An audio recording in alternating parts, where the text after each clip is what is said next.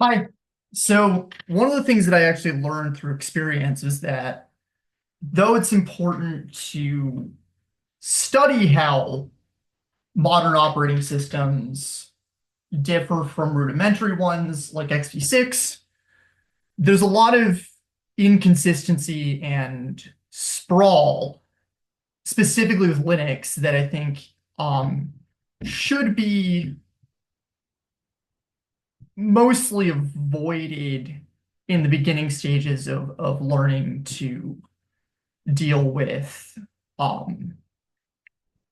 modern operating system concepts. First and foremost, the virtual file system mechanism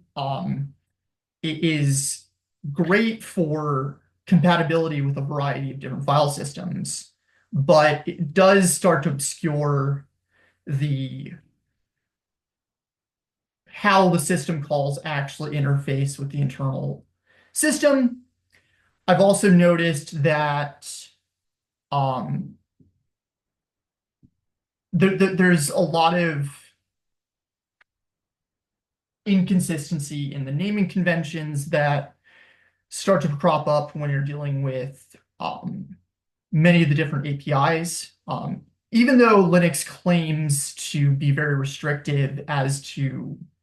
the naming conventions and um, a lot of the uh, to be consistent, unfortunately, because there have been so many contributors and there's a lot of different hardware interfacing, and I would say that it's just not a very consistent operating system to study modern mechanisms, and I think that it might be helpful when doing research and trying to understand modern build a foundation that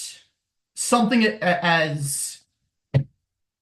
complicated and inconsistent as the Linux environment is probably not the most productive use of my time right now.